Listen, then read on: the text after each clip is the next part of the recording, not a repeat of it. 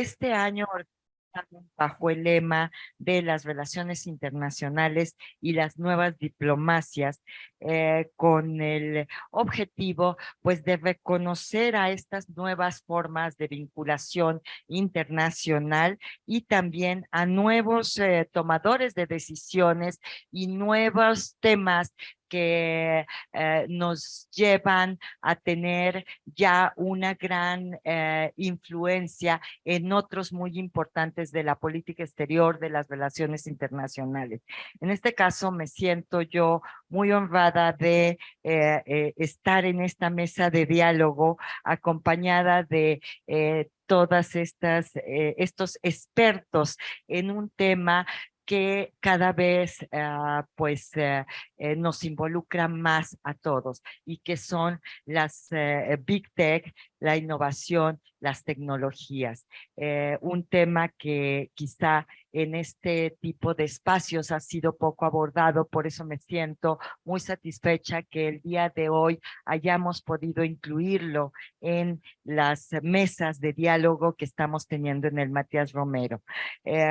Todos ustedes, bueno, están conscientes que la innovación, la tecnología y las relaciones globales, pues ya forman parte de nuestra vida cotidiana y como mencionaba, tienen un impacto directo en muchos temas como la geopolítica, la cooperación, el desarrollo, el comercio internacional, la ciberdiplomacia. Entonces tenemos que incursionar profundamente en ellos como una herramienta más para poder realizar nuestro trabajo cotidiano.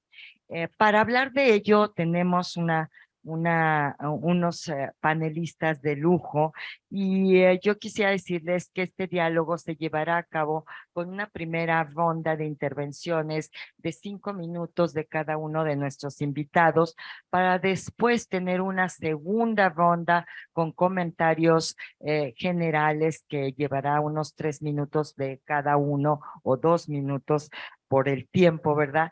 Y para finalizar con una parte de preguntas y respuestas de parte de ustedes.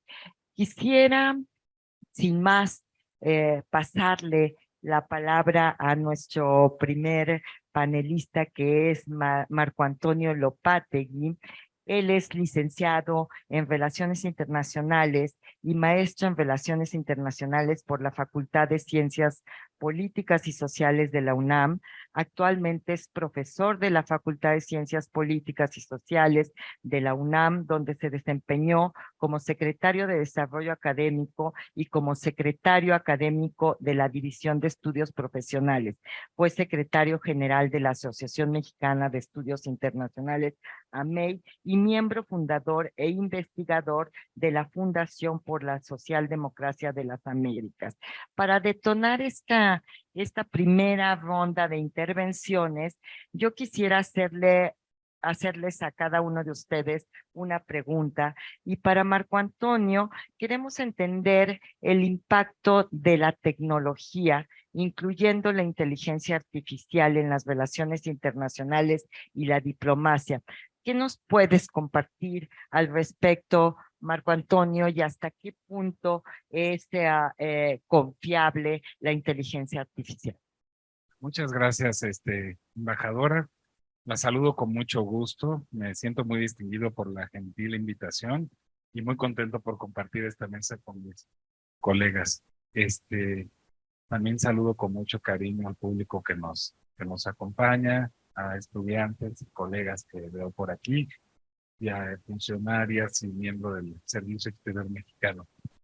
Este, cuando se Cuando reflexionamos en torno a cuál es el impacto de la inteligencia artificial en relaciones internacionales y en la diplomacia, yo quisiera como un poco más bien dejar a un lado la palabra impacto y transitar hacia la de las implicaciones de la inteligencia artificial. Cada uno de los paradigmas tecnoeconómicos por los que ha atravesado la sociedad internacional está referido, por ejemplo, desde el mecanicismo, el reloj, la termodinámica, toda la construcción del desarrollo de la cibernética y de la articulación hasta llegar a lo que hoy conocemos como la articulación de las redes y el paradigma tecnoeconómico actual, tiene que ver por una parte con la construcción de la paz y por la otra con las distintas formas de la guerra y de atravesar los conflictos. Pero bueno, desde nuestro país nos enfocamos más hacia la cooperación. Y digo que me gusta más hablar sobre implicaciones y no sobre el impacto, porque el impacto viene de una idea instrumental, determinista, donde pareciera que la tecnología es algo que viene desde afuera, impacta a la sociedad y la modifica en sus formas más sensibles culturales. Esta idea del impacto de la inteligencia artificial también está asociada con una relación metonímica o con una condición que implica forzosamente tecnología es igual a desarrollo, como fuego es como humo a fuego, ¿no? Entonces, yo en este sentido, más bien abordaría desde una forma interpretativa cómo se construye la tecnología desde la base social, en este caso desde la tradición que tiene nuestro cuerpo diplomático y la sociedad, y quisiera más adelantito, si se me permite, como relatar una experiencia particular que tuvimos en el marco de una alianza entre la UNAM, que fue una iniciativa de la Secretaría de Relaciones Exteriores, Huawei, una agencia de cooperación alemana, y distintos proyectos de inteligencia artificial que desarrollamos en el marco de esta alianza vinculados a temas distintos que iban desde la recolección del dátil Medjool en el norte del país, escaneo, análisis de imágenes para gente, mujeres que se hacían mastografías, cuestiones de videovigilancia, y entonces un poco hacia donde yo como quisiera, me parece siempre importante apuntalar cuáles son las implicaciones de la inteligencia artificial. Pues esta dependerá de cómo se teje desde la base social y desde los distintos sectores que integramos a la sociedad. El ejemplo de la alianza con Huawei es muy interesante porque sobre todo en algún momento tuvimos la experiencia de que fue una convocatoria que dotó de recurso, no de dinero, a grupos de investigadoras que tenían soluciones tecnológicas para problemas específicos, pero hacía falta la visión social y la forma de traducir culturalmente los desarrollos sociotécnicos que cada uno de los grupos tuvo de acuerdo a su proyecto de investigación, pero sobre todo de qué manera iban a pensar y articular estas tecnologías que desarrollaron en el marco de la alianza para involucrar a los grupos vulnerables. Y entonces, por ejemplo, encontrar soluciones de, bueno, qué bueno que tienes un mapeo de imágenes para los dátiles y que nuestros dátiles, que son muy buenos, tengan la mejor calidad de exportación y compitan con los dos primeros del mundo. Y entonces, pues a usar la inteligencia artificial para lograr esto. Pero ¿cómo vas a integrar en el proceso productivo a la gente que ya no va a estar seleccionando los dátiles? Ese es uno de los ejemplos que a mí me gusta mucho y que tiene que ver con cooperación internacional y sobre todo con la articulación de empresa, gobierno y universidad. Muchas gracias. Muchas gracias, Marco Antonio. Pues sí, muy importante lo que hablas de tejer desde la base, ¿verdad? Esta cooperación. Ahora le quisiera pasar la palabra a Daniela Rojas. Daniela Rojas es licenciada en Relaciones Internacionales por la Universidad de las Américas de Puebla. Actualmente es coordinadora de proyectos en NEON Institute, asociada del programa de jóvenes del Consejo Mexicano de Asuntos Internacionales, COMEXI, y colaboró como consultora en C-Minds. Daniela ION Institute dedica sus esfuerzos pues a generar conocimientos. Entonces quisiera preguntarte cómo trabaja ION para contribuir a la transición digital en México y en América Latina, considerando las brechas económicas existentes y procurando sobre todo la inclusión e igualdad de género. Muchísimas gracias por la pregunta. Primero que nada, muy buenas tardes a todos y todas. Pues es un gusto estar acá. Muchísimas gracias por la invitación, embajadora, y pues al Instituto Matías Romero. La verdad es que aplaudo muchísimo que estén impulsando este tipo de conversaciones. Siento que de hecho ya vamos un poco tarde con este tipo de conversaciones, así que pues es fundamental estarlas teniendo.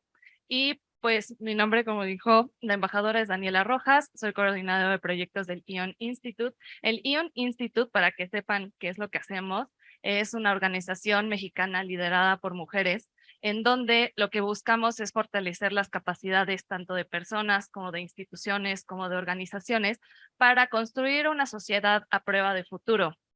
Y entonces, para que tengan mayor capacidad, tanto para hacer frente a los retos que vienen con el uso de las tecnologías, así como aprovechar las oportunidades. Y entonces, pues nosotros surgimos como un spin-out de esta organización que se llama C-Minds, que C-Minds igual es una organización liderada por mujeres, en donde buscan el desarrollo y uso responsable de las tecnologías, sobre todo tecnologías de frontera, para el bien en América Latina. Nosotros surgimos este año, pero pues ya traemos todos los valores y todos los proyectos que estábamos impulsando desde C-Minds. Entonces, por ejemplo, ya estamos impulsando temas de protección de datos para niños. También estamos impulsando la exploración del metaverso, el futuro del trabajo y la economía digital. También la tecnología para la privacidad y justicia, y también mecanismos de colaboración para regulación en temas de inteligencia artificial.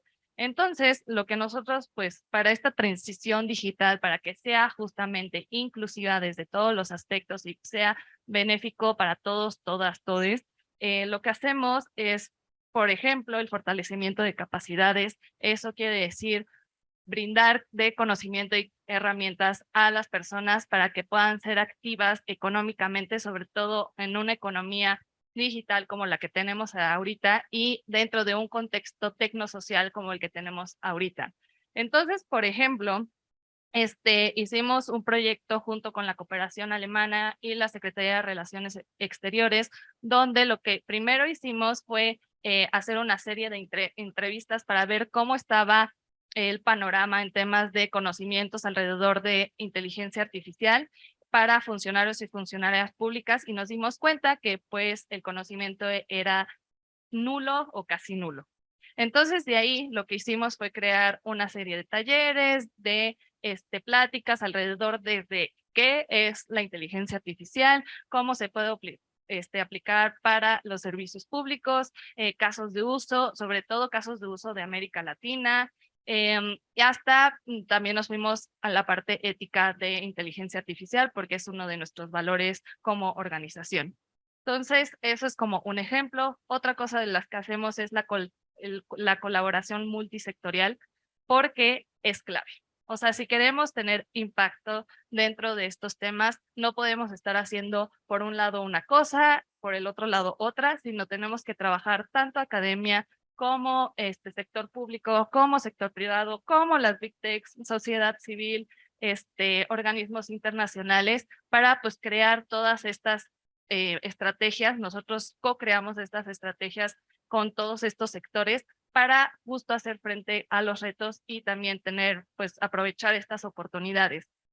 De ahí está la parte de la inclusión e igualdad de género, y muchas, pues, siempre que nos invitan, pues ya dan como por hecho de que porque somos una organización liderada por mujeres, entonces ya tenemos la perspectiva de género, no es como son mujeres, es igual perspectiva de género. Muchas veces no es así, ¿no? O sea, que las mujeres estén involucradas en roles de alto nivel no significa que pues ya tengan la perspectiva de género, pero para nosotros sí es un valor principal. Nosotros lo que queremos es reducir esta brecha de desigualdad en temas digitales y en temas con las nuevas tecnologías, como por ejemplo con temas de inteligencia artificial, sesgos que están viniendo dentro de todo el ciclo de desarrollo y uso de sistemas de inteligencia artificial que está afectando en los derechos y en las libertades de comunidades marginalizadas o sistemáticamente marginalizadas, como lo son las mujeres, personas racializadas, LGBT, entre otras. Entonces nosotros sabemos que no solo necesitamos esta perspectiva de género, sino también necesitamos esta perspectiva interseccional.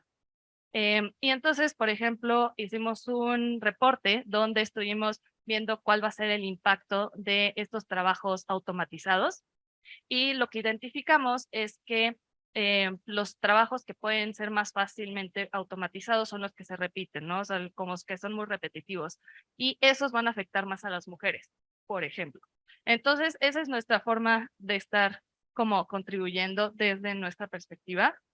Y también cuando hacemos este tipo de foros, invitamos mucho a mujeres que están dentro del el ecosistema y del sector, pero no solo por eso, ¿no? O sea, cuando invitamos a Paola, no es porque la invitamos solo porque es mujer, sino porque es una experta en temas de infraestructura y como plus, o como otra de las buenas cosas que tiene Paola es que también tiene la parte de perspectiva de género. Entonces, eso es lo que también nosotras integramos. Y también, pues, me dio mucho gusto, por ejemplo, que hace unos meses me invitó el Instituto Matías Romero a dar una plática alrededor de IA, sesgos y diplomacia para futuros y futuras diplomáticos. Entonces, también es nuestra forma de contribuir a estar impulsando este tipo de temas. Y también, por el otro lado, pues el desarrollo y uso responsable de las tecnologías es parte de nuestros objetivos. Entonces, lo que hacemos es crear estos programas, estas iniciativas alrededor de hacer un uso más responsable de tecnologías, por ejemplo, con prototipos de política pública, que es algo que ya impulsamos dentro de México y ahorita lo estamos haciendo en Uruguay. Es parte de una iniciativa que se llama Open Loop, que es liderada por Meta, en donde como que hace este vínculo entre lo tecnológico y lo político, porque muchas veces lo vemos como dos entes totalmente diferentes, cuando en realidad deberían de estar de la mano.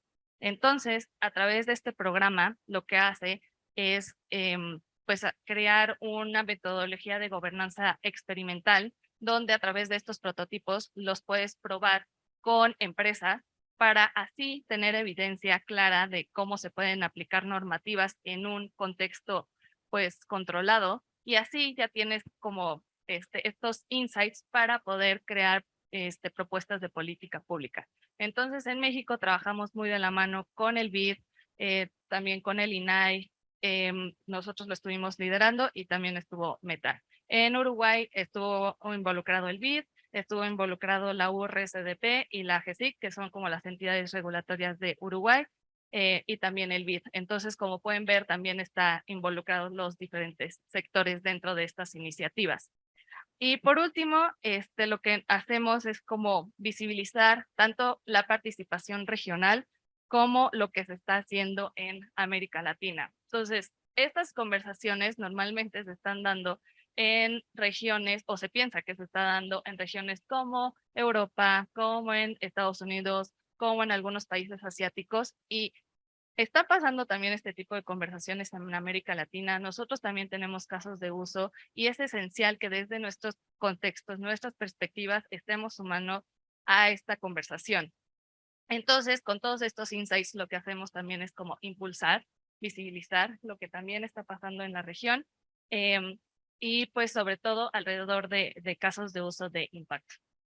Muchas gracias, Daniela. La verdad, muy importante. Hemos estado platicando con ella aquí en el instituto para ver de qué manera seguimos colaborando, sobre todo pensando en la reducción de esta brecha de desigualdad en nuevas tecnologías entre, pues, sobre todo las mujeres diplomáticas, ¿verdad? Y darles las herramientas para que esto cada vez vaya mejorando. Muchas gracias, Daniela.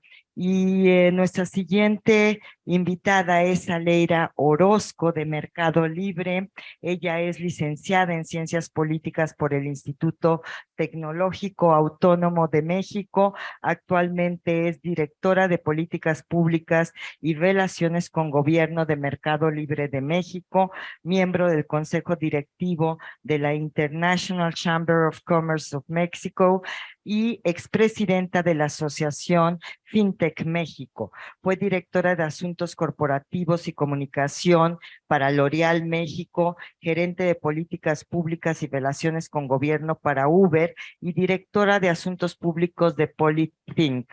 También ocupó diversos cargos en el gobierno federal y en el Poder Legislativo y actualmente es directora de Políticas Públicas y Relaciones con Gobierno de Mercado Libre. Aleira, pues Mercado Libre es una plataforma líder de comercio electrónico y servicios financieros en América Latina.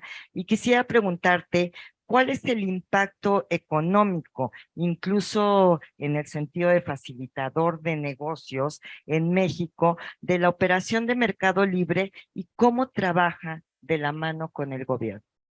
Gracias. Muchísimas gracias, embajadora, por la invitación. También al Instituto Matías Romero. Muchísimas gracias también a la Secretaría de Relaciones Exteriores por la invitación.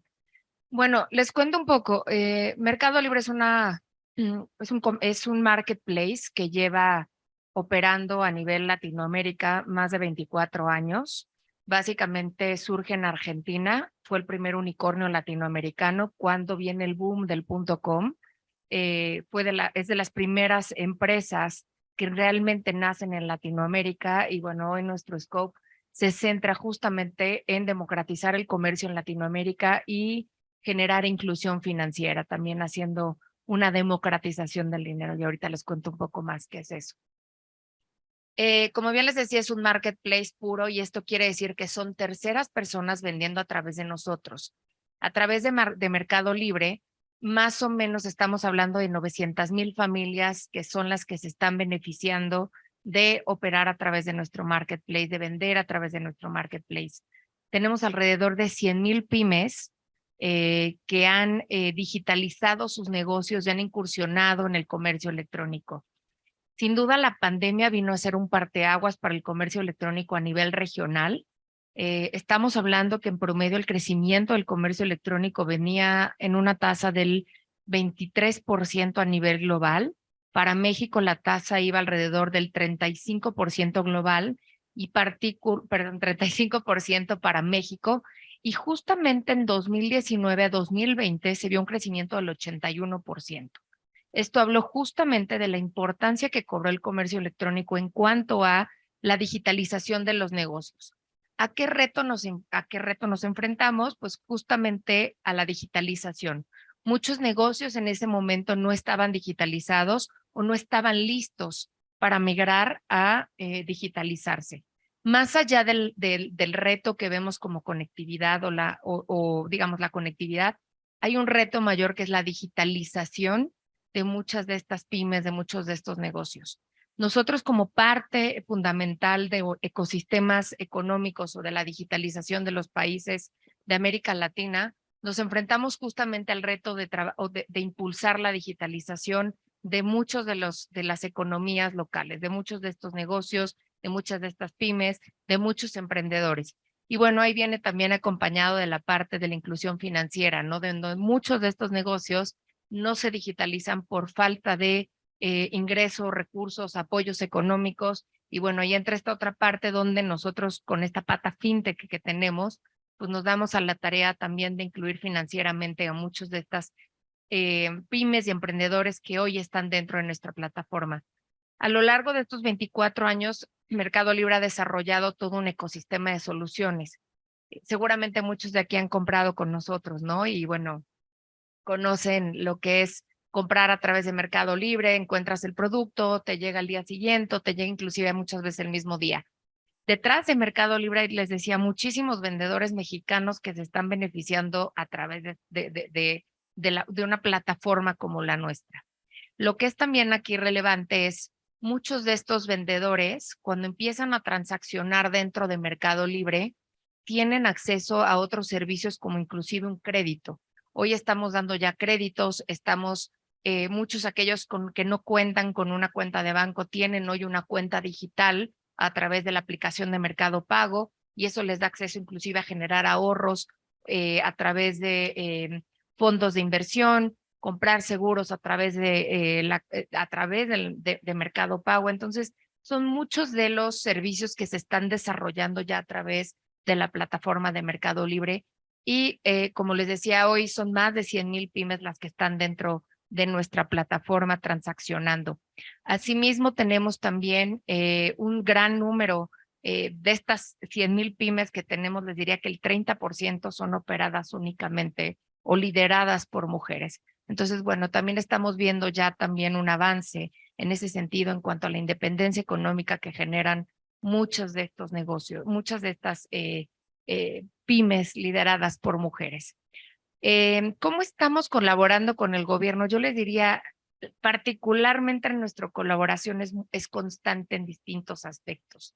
En lo que respecta a pymes, tenemos varios proyectos a nivel nacional que estamos trabajando en conjunto con la Secretaría de Hacienda y Crédito Público, la Secretaría de Economía e inclusive InMujeres, donde tenemos un proyecto que se llama Mujeres en la Transformación Digital, donde nos dedicamos a hacer a través de un proyecto piloto que se lanzó en 2020 y se materializó en 2021, derivado del éxito que tuvimos con este proyecto en 2020, donde nos dimos a la tarea de digitalizar a más de 2,000 pymes lideradas por mujeres justamente para poder, digamos, dar capacitaciones en torno a habilidades digitales.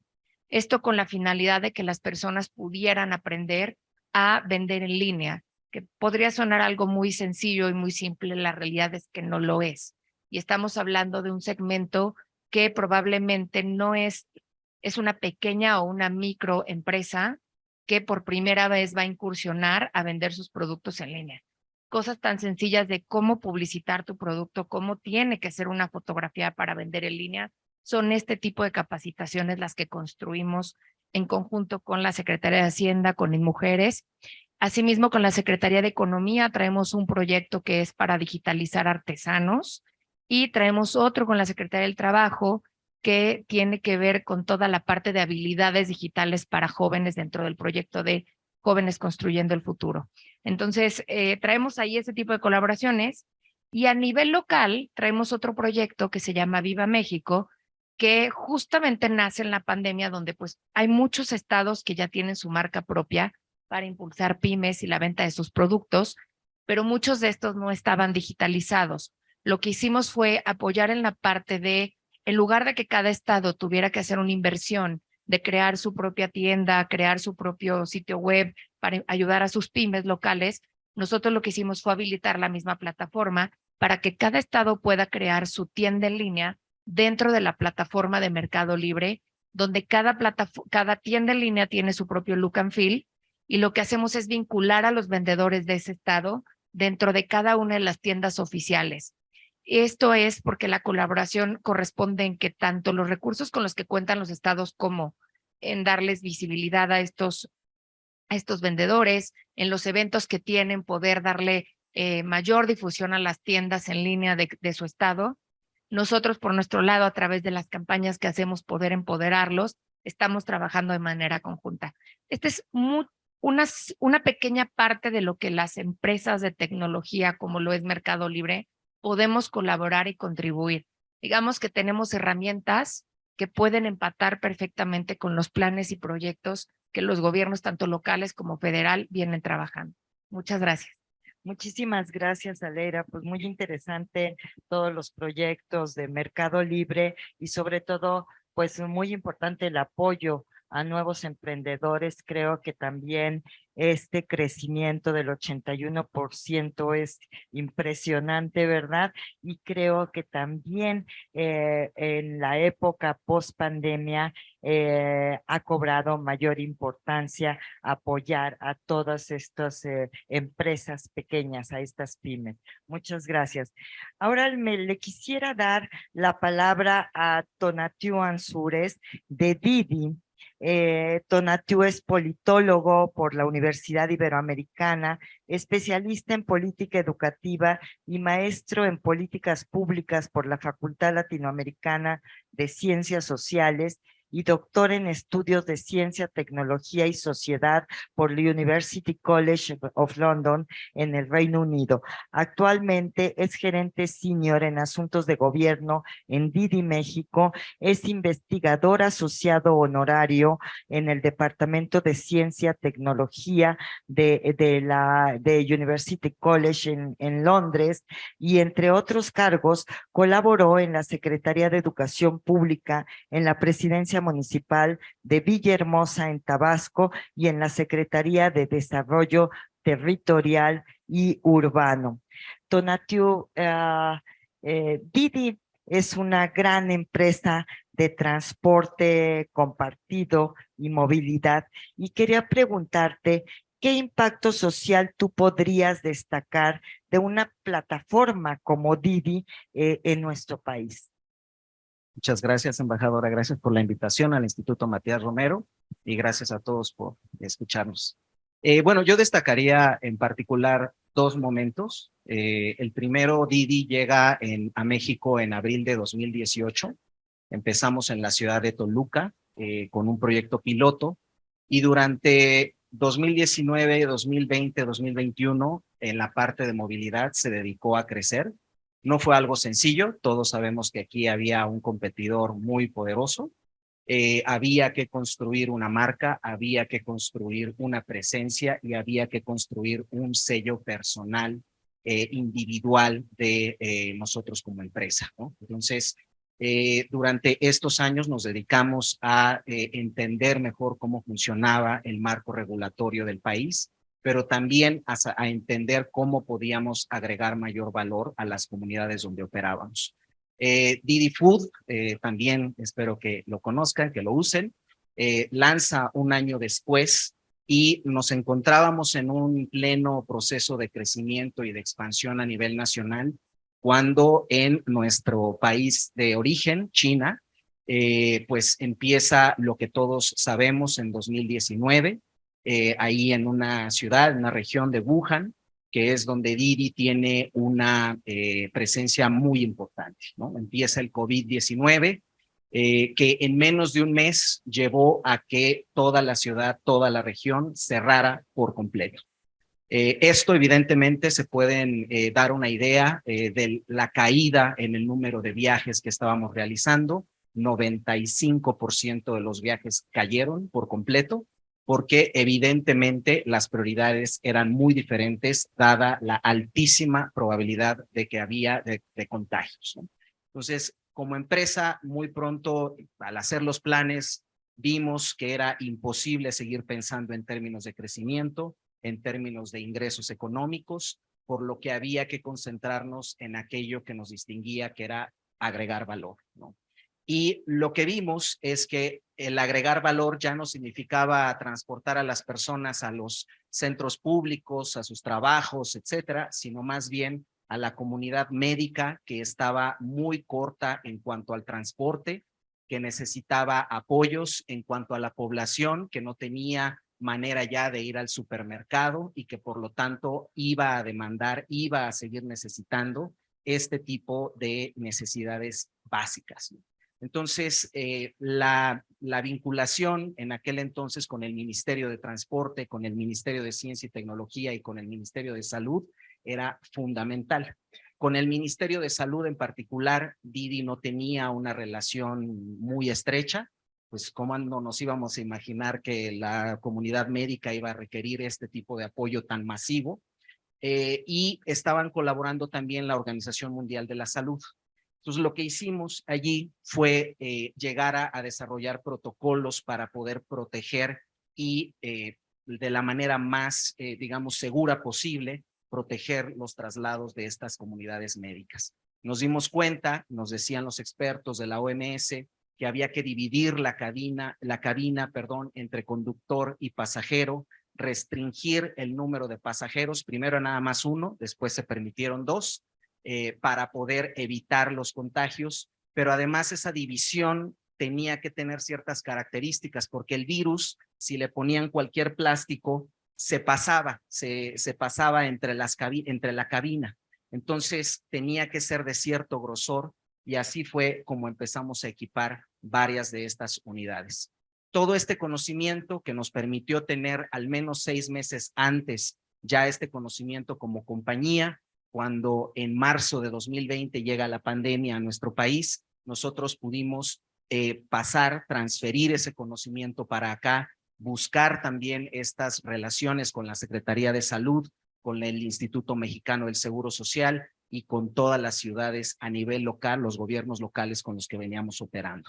Esto nos permitió ser una de las primeras plataformas que tuvo estos protocolos en lugar, que pudo seguramente, si usaron Didi por allí, pudieron ver seguramente las divisiones que se hicieron, los protocolos, se les enviaban mensajes dentro de la app a los conductores, a los repartidores, y se les daban estas medidas de seguridad, además de los geles desinfectantes.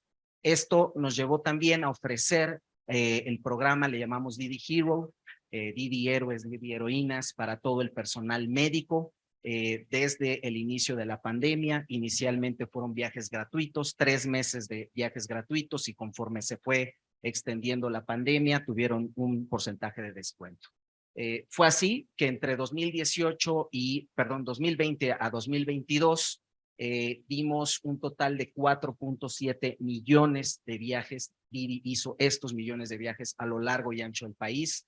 45,000 conductores se registraron de manera voluntaria y pudimos ofrecer este transporte, primero gratuito y después con descuento, a más de 85,000 personas de la comunidad médica. Nos referimos a médicos, personal de enfermería y también personal administrativo, que todos eran fundamentales para poder atender la pandemia. Y una vez que pasó, pues el gran reto, y ahorita Aleida lo mencionaba muy bien, era el de la digitalización, el de la recuperación económica. Muchos restaurantes, en particular, ahora me quisiera concentrar en esta parte, muchos restaurantes hicieron este esfuerzo, nunca habían digitalizado. Cuando uno iba a hablar con las comunidades de restauranteros, muchos lo creían, decían, yo tengo mi lugar lleno, ¿para qué quiero digitalizarme? Seguro es caro, ¿no? Entonces no lo voy a hacer. Cuando llega la pandemia, evidentemente las prioridades cambian, el enfoque cambia, y les puedo decir que desde los puestecitos más modestos hasta las cadenas más grandes en el país, estuvieron todos volcándose hacia esta parte de la digitalización. Les diría que realmente me da mucho gusto decirles que hasta la fecha son ya más de 154 millones de órdenes las que se han hecho a través de Didi Food. No sé, aquí una rápida encuesta. ¿Cuál creen que sea el platillo más pedido en la historia de Didi Food? Los tacos. ¿Los tacos de qué? Del pastor, exactamente. Aquí Eric es un gran usuario seguramente. Son los tacos al pastor.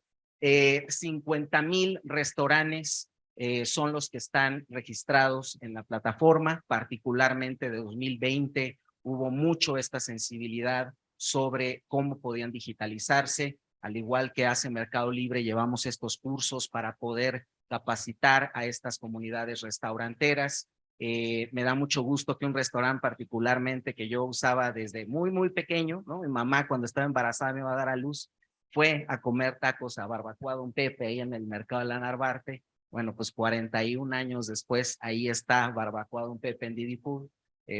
Me da mucho gusto haberlos visto. Y esto también representa, por supuesto, como preguntabas, embajadora, a nivel social un enorme impacto, ¿no? Yo les puedo decir, hicimos un estudio con el Instituto de Investigaciones Sociales de la UNAM, en el cual nada más me permito para cerrar 2 anécdotas. Una microempresaria de San Luis Potosí le preguntaban, ¿para qué usas Didi Food? y dice, mira, además de vender mis platillos, yo aprendo viendo a los otros también. Entro a ver otros negocios como cliente y veo y de ahí saco ideas. Digo, voy a meter las enchiladas potosinas en 4 o 5 tiendas a ver en cuánto las están dando y qué les ponen para yo ofrecer entonces un plus. Si ellos le ponen 4 enchiladas, yo les voy a poner 6. Si ellos no les ponen guacamole, yo les voy a hacer un guacamole o les voy a agregar cueritos o les bajo 5 pesos el precio. Eso es en San Luis Potosí. Y la otra que está en Oaxaca, Oaxaca, ustedes saben, tiene una de las penetraciones tecnológicas más bajas, desafortunadamente, a nivel nacional, pero eso no implica que también allí estén echando estos esfuerzos hacia adelante entre la comunidad de microempresarios. Dice una microempresaria de carnes asadas por allá, de Tlayudas, yo tengo transferencia electrónica, que ya hoy usan las transferencias electrónicas, donde están Didi Pay, por supuesto también Mercado Pago. Tengo terminal y pago en efectivo. El pago electrónico no me representa ningún problema. Yo inmediatamente me moví, fíjense, porque el cliente necesita diferentes formas de pago. ¿Yo para qué quiero el efectivo? Mejor que se vaya guardando en las cuentas y de ahí compra uno las cosas. Es exactamente lo mismo.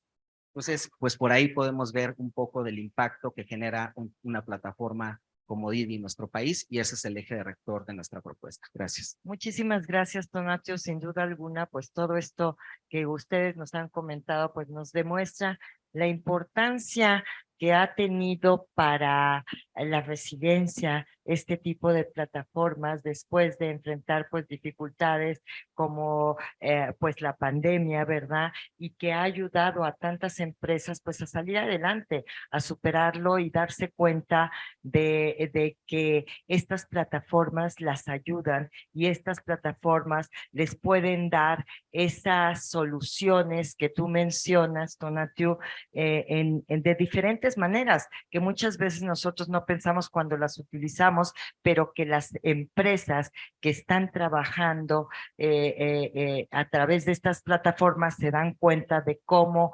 superar y cómo mejorar para siempre pues seguir adelante. Finalmente, para concluir esta primera ronda, quisiera darle la palabra a Paola Cícero. Paola es directora general del Instituto Federal de Telecomunicaciones, es licenciada en Derecho por el Instituto Tecnológico Autónomo de México, maestra en Estudios Legales Internacionales por New York University. Actualmente es directora general, bueno, lo repito, en el Instituto Federal de Telecomunicaciones, donde ha colaborado en temas como inteligencia artificial, ciberseguridad, el Internet de las Cosas, género y tecnologías de la información y redes de quinta generación, entre otros temas. Cuenta con amplia experiencia en el servicio público, ha ocupado diversos cargos en las Secretarías de Relaciones Exteriores y de Gobernación, así como en la Presidencia de la República.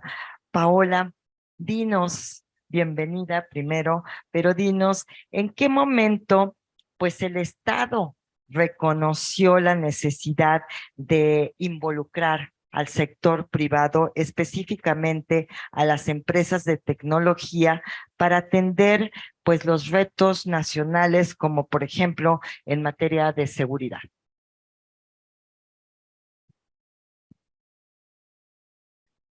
Muchas gracias, embajadora. Gracias al instituto por la invitación. Es un gusto para mí estar aquí. Hace ya varios lustros inicié mi carrera profesional en la Cancillería, así que estoy muy contenta de estar aquí nuevamente.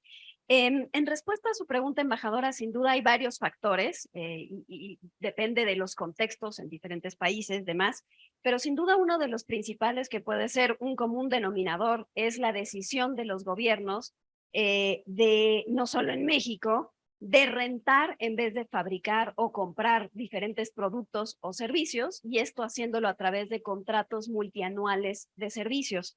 En el caso de México fue alrededor de los años 2000, más o menos, ¿no? Con empresas de tecnología, por ejemplo, como Intel o Microsoft.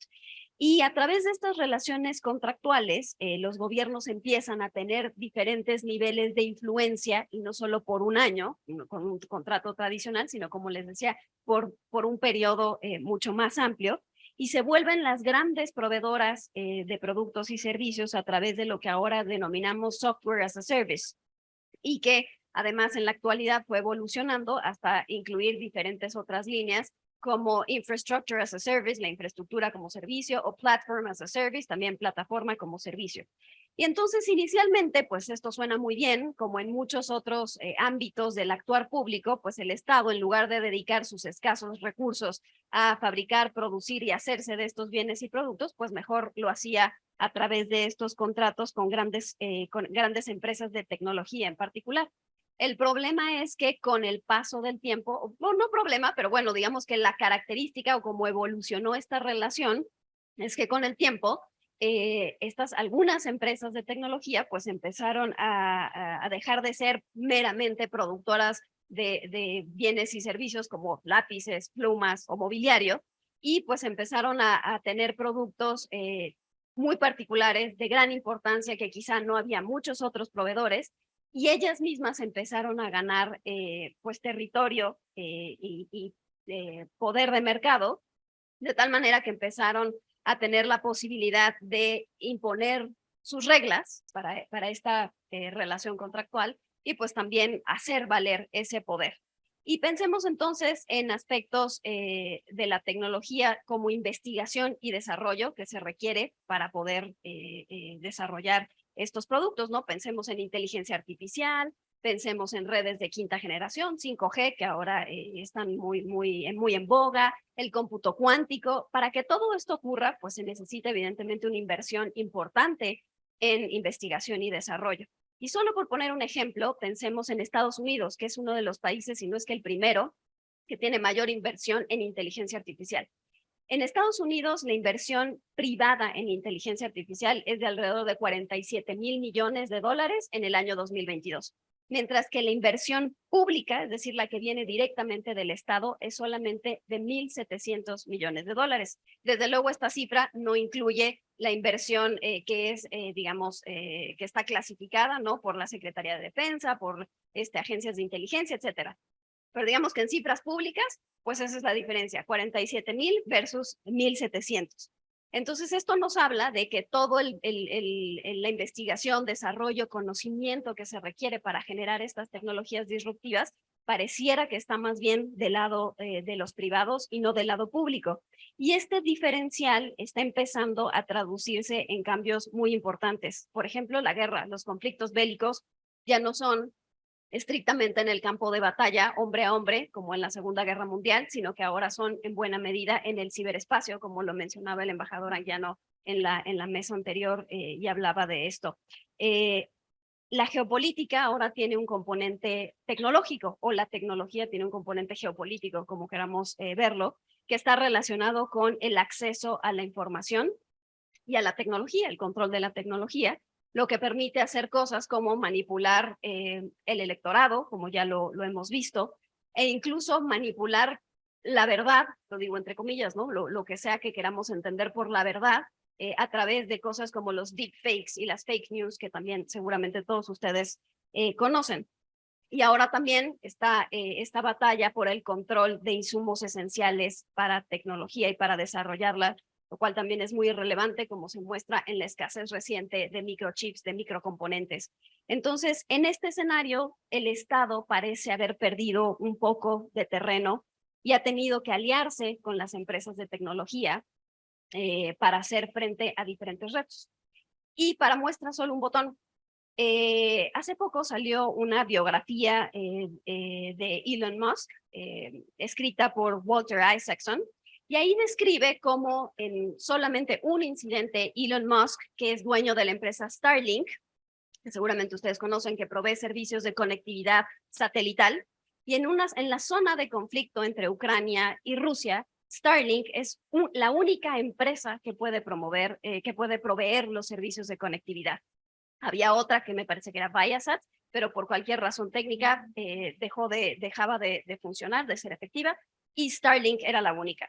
¿Ustedes se imaginan el impacto que puede tener que tú seas dueño de la única empresa que puede permitir la comunicación del ejército de ambos países en conflicto en esa zona? Y al parecer, en esta biografía se documenta que Elon Musk tomó la decisión pues de optar por uno de los dos lados en un conflicto, en una parte específica del conflicto, me parece que en el territorio de Crimea, en una zona de Crimea, en donde decidió darle esa conectividad a un lado y no al otro.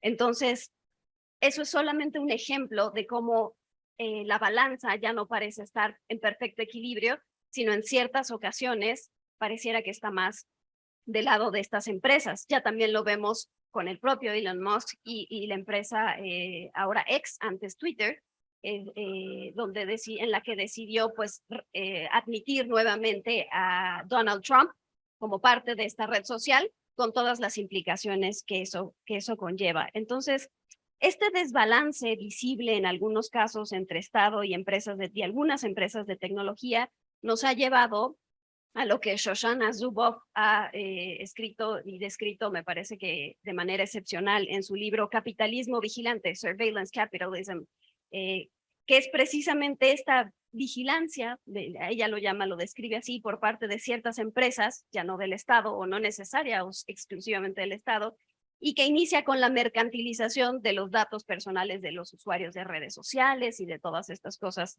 que consumimos de manera en el mundo digital y cuyas implicaciones pues van desde tratar de manipular o de guiar el consumo de ciertos productos hasta pues el tema de las democracias. Entonces, en conclusión, pareciera que estamos en un punto, en una coyuntura en la que la rectoría absoluta del Estado quedó atrás en algunos aspectos y pasamos a otro extremo en el que algunas empresas privadas, las Big Tech, están tomando decisiones que no solo impactan, sino que definen derechos humanos y quizá debiéramos transitar a un punto medio en el que sin coartar la innovación, el desarrollo y todo el potencial de las tecnologías, también tengamos un poco de regulación para cuidar los impactos no deseados de estas. Gracias. Muchísimas gracias, Paola. La verdad es de que creo que nos has dejado un poco choqueados con todo lo que nos dices, pero todo lo que es realmente cierto y que hay que tener en consideración en la época actual y sobre todo pues este impacto directo en la geopolítica, en lo que está aconteciendo en nuestro mundo y en nuestros países, ¿verdad? Muchísimas gracias por esta información que nos has dado. Y quisiera para dar tiempo después a preguntas que a lo mejor creo que pueden ser varias, pasamos directamente a unos comentarios finales de cada uno de ustedes, 2 minutos por favor. ¿Y qué tal si empezamos primero ahora con Daniela? Perfecto, muchísimas gracias. Bueno, me gustaría como concluir esta parte diciendo de por qué, por ejemplo, les debería de interesar este tipo de tema. Sobre todo lo voy a decir como internacionalista, para internacionalista o personas que estén pues dentro de la carrera diplomática. Uno, se está hablando como de esta carrera tecnológica que está siendo liderado por pues estos diferentes bloques, así los llaman, ¿no? Primero está, por un lado, el bloque liderado por Estados Unidos, después está el otro liderado por China, después está el otro liderado por la Unión Europea y también con Reino Unido, donde cada uno tiene sus diferentes visiones y perspectivas, ¿no? Y se está hablando de un posible cuarto bloque. Este cuarto bloque es el de América Latina. Y siento que México podría ser el país que podría estar liderando justamente este cuarto bloque. Sin embargo, tenemos que estar más dentro de la conversación, porque siento que nos estamos quedando un poco rezagados. Ya tienes a Colombia con su agenda en temas de inteligencia artificial, tienes a Argentina también, a Brasil, a Chile, a Uruguay, y México todo sigue sin tener una agenda de inteligencia artificial que esté siendo liderada por el gobierno. Y esto ya está además definiendo pues el contexto internacional, como lo estaba mencionando ahorita Paola. Y entonces, pues nosotros debemos de estar más involucrados dentro de esta conversación, no simplemente estar retomando las cosas que están haciendo o este país, sino como qué es lo que nosotros podemos aportar dentro de la conversación. Y además porque también se están definiendo ya estos lineamientos internacionales, ¿no? Ya tienes a la UNESCO hablando sobre las recomendaciones alrededor de temas de inteligencia artificial, donde tuvimos mexicanas siendo parte de estos lineamientos. De hecho, la presidenta de Siemens estuvo dentro de estos, pues, de estos lineamientos. Entonces, también tienes a la OCDE, también con sus propios lineamientos en temas de uso responsable de inteligencia artificial, porque algo que tenemos que entender es que este tipo de tecnologías obviamente tienen un gran potencial para, pues, acabar o erradicar o resolver o ser una alternativa de resolución ante problemas sociales, económicos, y también medioambientales, pero eso es solo ver una cara de la moneda. También tenemos que ver como esta otra cara de la moneda, que es la parte de responsabilidad. Y pues también ya lo están utilizando el cuerpo diplomático para justo los temas de resolución de conflictos, ya se están utilizando sistemas de inteligencia artificial. Entonces es algo que tiene que tener como conocimiento y además se siente, por último, siento que cuando se habla en temas tecnológicos solo se piensa en estos perfiles de ciencias de datos o ingenieros, ingenieras, etcétera, cuando deberíamos de tener un perfil mucho más amplio dentro del desarrollo y uso de este tipo de tecnologías. Necesitamos a más sociólogos, sociólogas, necesitamos más antropólogos, antropólogas, más internacionalistas, dentro de estas conversaciones y dentro del uso y del desarrollo y uso de este tipo de tecnologías. Entonces necesitamos a más mujeres dentro, necesitamos pues más dentro de la comunidad LGBT, también personas racializadas. Entonces, pues yo los invito a ser más parte de esta conversación desde sus propias trincheras. Muchas gracias, Daniela. Tonatiuh. Y tengo gracias. Gracias, embajadora. Sí, yo cerraré diciendo que el futuro nos ha alcanzado y como lo decía ahorita Daniela, ¿no? Estos polos de desarrollo tecnológico existen, están bastante por adelante de lo que en la región en general se ve. Yo diría con digamos, oportunidades que tenemos como el sector fintech, ¿no? El sector fintech en México todavía puede crecer muchísimo e incluso me atrevería a decir que en América Latina, en África y en todas las regiones donde la gente está excluida financieramente, tiene una enorme oportunidad, ¿no? Aquí hay dos empresas que tienen un enfoque en ese sector bastante fuerte y que van a seguir creciendo en el lapso de los siguientes años.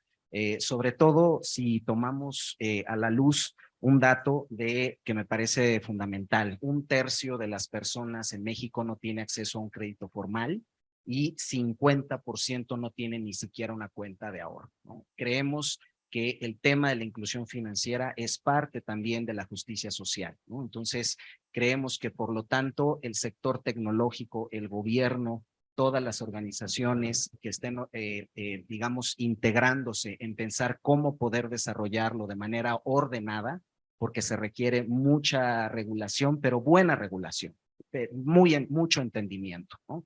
Para poder crecer. Lo siguiente que también estamos observando, vehículos eléctricos, tampoco la región está en esa conversación y ni se diga la parte de vehículos autónomos, ¿no? Todos aquí seguramente tendremos alguna red para poder chatear, WhatsApp, WeChat, qué sé yo, Facebook, lo que sea para poder chatear. Y no me tienen que levantar la mano, pero piensen todos aquellos que en el tráfico han usado WhatsApp para decir ya voy a llegar, cómo estás, lo que sea, ¿no? No me tienen que decir, pero aquí veo que varias caras dicen, híjole, la verdad sí. Eso, si lo agregamos al nivel de riesgo que ya representa el error humano al frente del volante, generará poco a poco cada vez más riesgo de las personas frente al volante. Entonces, ¿qué sigue? Seguramente, yo estoy muy de acuerdo con lo que mencionaba Beta Marco, el proceso de desarrollo tecnológico es un proceso dual entre las sociedades y entre la tecnología. No es que la tecnología venga a imponer las cosas. El tema de la pandemia que platiqué es un ejemplo claro. Pero entonces, ¿qué sigue? Seguramente será que en las ciudades, poco a poco, de manera paulatina y gradual, se vaya retirando a los conductores, a las conductoras del volante por esta predisposición tan grande que ya tenemos a estar revisando el celular.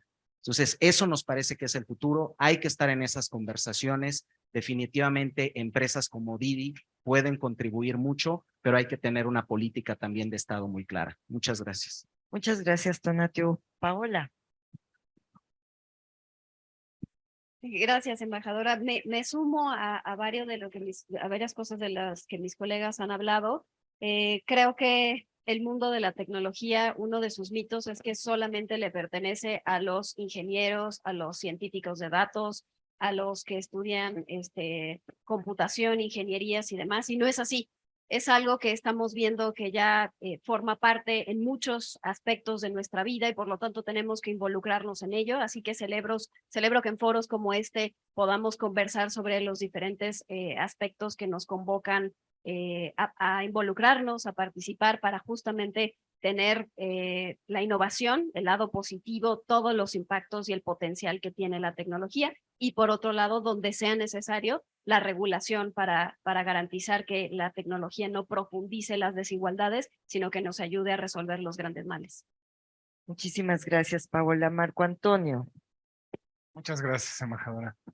Bueno, pues ha estado padrísima la mesa. Yo creo que había una gran promesa en el contexto de la tercera revolución científico-tecnológica con la emergencia de las entonces tecnologías de información y comunicación, que vimos que transitamos de la sociedad de la información a la sociedad del conocimiento, y había como esta idea de que íbamos a lograr niveles de desarrollo insospechados, ¿no? Por la utilización de las tecnologías. Europa tuvo la iniciativa Europe en la década de los 90, las 2 cumbres mundiales de la sociedad de la información, de ahí transitamos hacia la cuarta revolución industrial. Coincido que nos encontramos en un momento, como diría, siguiendo no solo a Zuboff, sino a Jan Bremer, pues en un momento tecnopolar de las relaciones internacionales, padrísimo para estudiar los cambios entre los paradigmas tecnoeconómicos. Y estas tecnologías propias de la cuarta revolución que se montan sobre las de la tercera ofrecen muchas cosas. Yo creo que sí es muy importante desde la perspectiva institucional el ver de qué manera puedes desarrollar capacidades tecnológicas en el personal diplomático, el cuerpo que bueno, es parte de lo que nos ocupa en esta mesa. Hay cosas muy interesantes que ya ha hecho la Secretaría, como el chatbot MEX, que se puede compartir con otros países las experiencias y dar, como empezar a fortalecer la asistencia científica técnica. Y sobre todo, yo pienso que hacia donde deberíamos como transitar es de qué manera generamos o articulamos una nueva intuición y sabiduría para que podamos tener una lectura más amplia, más profunda y compleja del mundo, y entonces empezar a incidir con acciones muy particulares, integrando lo que se ha comentado aquí, a la academia, al gobierno y a las empresas. Yo quisiera, no sé, me encanta, la verdad, me emociona mucho, podría seguir hablando, pero yo insisto en que hay una parte que tiene que ver con la construcción social tecnológica, con muchas promesas que más bien yo creo que tenemos que ocuparnos, e insisto, es en el desarrollo de capacidades tecnológicas y sobre todo tener muy claro que la automatización y otros procesos no es que generen mayor exclusión, es que parte de las diferencias que hay en la sociedad se expresan en las nuevas formas de hacer las cosas a través de la incorporación de estas tecnologías. Coincido con Tonatiuh, con lo que acaba de comentar, y bueno, pues agradezco mucho la invitación. Muchísimas gracias, Marco Antonio. Aleira, para cerrar. Muchísimas gracias. Creo que la parte de la colaboración, tanto el sector público como el sector privado, se vuelve fundamental en un momento que tenemos que darnos la vuelta y fijarnos quiénes están detrás, quién se está quedando detrás. Tenemos que hablar de un tema no nada más de un cierre de la brecha digital, el cual es muy importante, sino el tema también de la digitalización de las personas, donde, como bien decían hace rato, la tecnología ya nos rebasó y más bien tenemos todavía poblaciones o personas que no están ni con capacidades digitales ni con acceso siquiera. Hoy todavía estamos hablando de personas que tienen un rezago de acceso a Internet. Entonces, creo que tenemos que seguir trabajando en conjunto para poder empatar a estas personas que se están quedando detrás, justamente con la finalidad de que como país, como países en general, como mundo, o en un mundo globalizado, como mundo podamos tener a una sociedad enteramente en igualdad de condiciones, ¿no? Y creo que esto puede sin duda impactar también en la economía de los países. Y bueno, obviamente como en parte de este grupo de empresas de tecnología, creo que en cada una, en el ramo en el que nos estamos especializando, podemos siempre aportar algo y sin duda poder impactar en los lugares en los que estamos operando, por así decirlo. Muchas gracias. Muchísimas gracias, Alera. Sin duda ha sido una mesa muy interesante. La influencia de la tecnología en las relaciones internacionales es evidente y sin duda alguna instituciones como o instancias como el Matías Romero tenemos una gran responsabilidad con respecto a dotar a las nuevas generaciones de diplomáticos, en nuestro caso, de las herramientas necesarias para aprovechar esta tecnología y sobre todo para hacer nuestro trabajo cotidiano. Entonces, eso ha sido muy importante. Otro punto con el que me quedo es la frustración de lo que mencionabas ahorita, de que todos tratamos de reducir la brecha de desigualdad en nuestros países y pues todavía vemos sobre todo en una región a la que pertenecemos como es América Latina, que esta brecha es muy grande porque existen muchos rincones de nuestros países que no tienen acceso a las nuevas tecnologías que les darían una opción de vida mejor, cómo desarrollar mejor sus capacidades y cómo incursionar en todo lo que es el comercio, la tecnología, cómo realizar mejor también su trabajo, las empresas inclusive pues de nuestras comunidades indígenas y todo, que es muy importante. Así que muchísimas gracias a todos. Quisiera dar paso.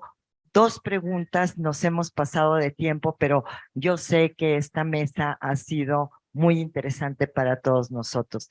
Una primera pregunta, Bernardo. Muchas gracias, Bernardo Méndez, diplomático de carrera en retiro. Actualmente dirijo la Fundación Promigrante América Sin Muros en todas las redes. Algo que comentó la directora general del Instituto de Telecomunicaciones, Paola Cícero, es el tema de la intervención en procesos electorales. De una manera sabemos muy bien lo que pasó con Cambridge Analytica. Creo que está súper demostrado que en la elección presidencial de Estados Unidos del 2016 y 2020 hubo intervención extranjera. No voy a mencionar de dónde, pero hubo intervención extranjera. Mi pregunta para todo el panel es,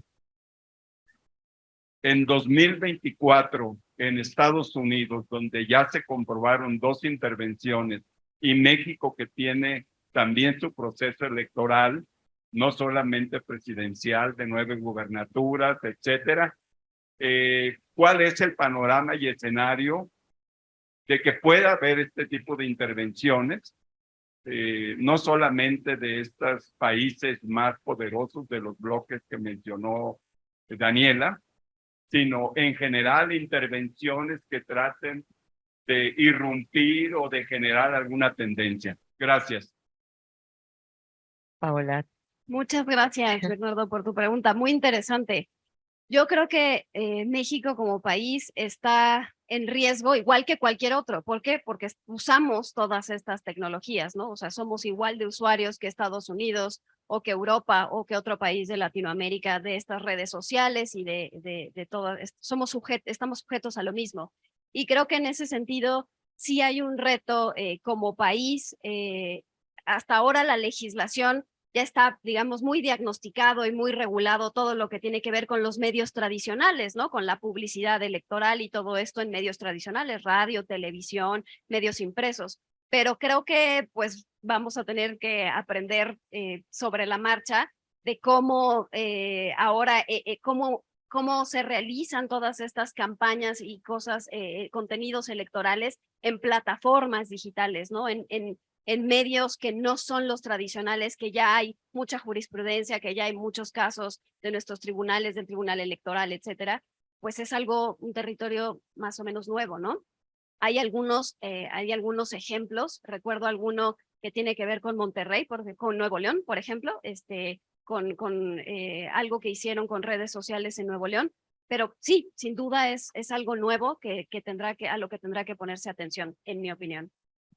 Muchísimas gracias. No sé si alguien quiera agregar alguna cosa.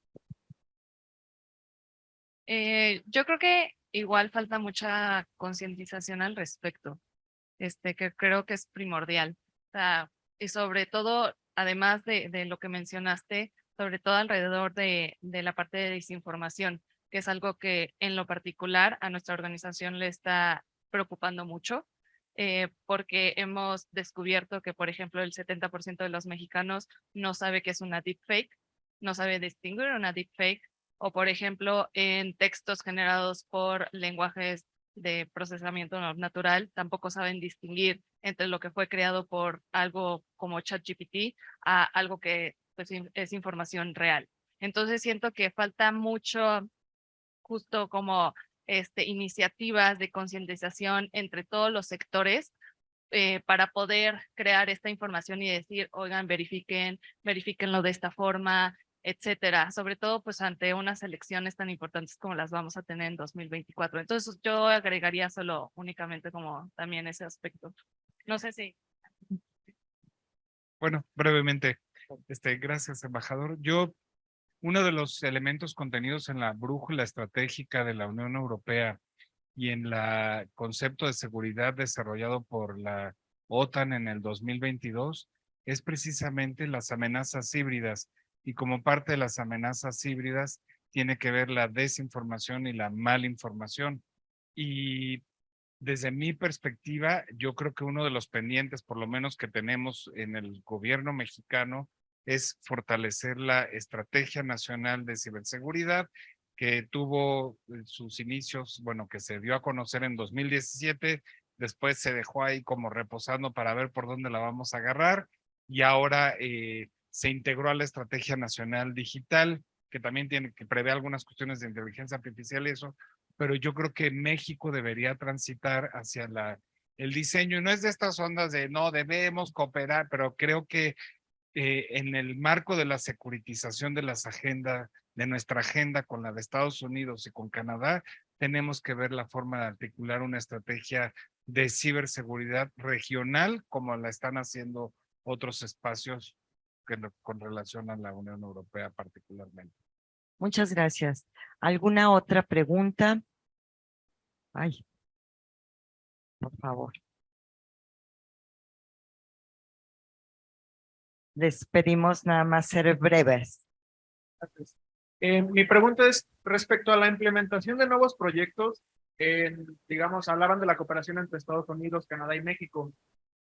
¿Cuáles son los grandes retos que tiene que afrontar México cuando se requiere una implementación de algún proyecto de Estados Unidos hacia México en cuanto al marco jurídico y quizá a la falta de infraestructura con la que nosotros no contamos que otros países sí cuentan? ¿Quién quisiera responder?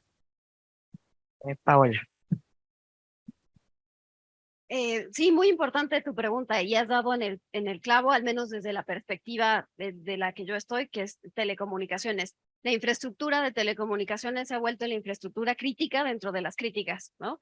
Incluso cuando hablamos de servicios inteligentes de agua, de luz, para hacerlos más eficientes, más amigables con el ambiente, etcétera, pasan por conectividad. Entonces, sin duda hay muchas oportunidades. Recientemente se habla mucho del nearshoring, por ejemplo, ¿no? Donde México tiene un lugar muy importante, privilegiado, que le puede beneficiar en términos de inversiones, pero si no tenemos la infraestructura digital, digámoslo así, para aprovechar esas inversiones, pues será una oportunidad que tendremos que dejar pasar o que quizá no podemos aprovechar al máximo, ¿no? Entonces yo creo que uno de los retos sin duda es la infraestructura, el despliegue de infraestructura digital que esto requiere, Y en términos regulatorios, retomando lo que decía Daniel hace un momento, sin duda el tema de tecnología, de inteligencia artificial en particular, requiere una visión de Estado, una política de Estado. Vemos, la Unión Europea tiene la suya, China tiene la suya, Estados Unidos tiene una, en fin, ya vemos muchos países, Colombia que tiene ya su agenda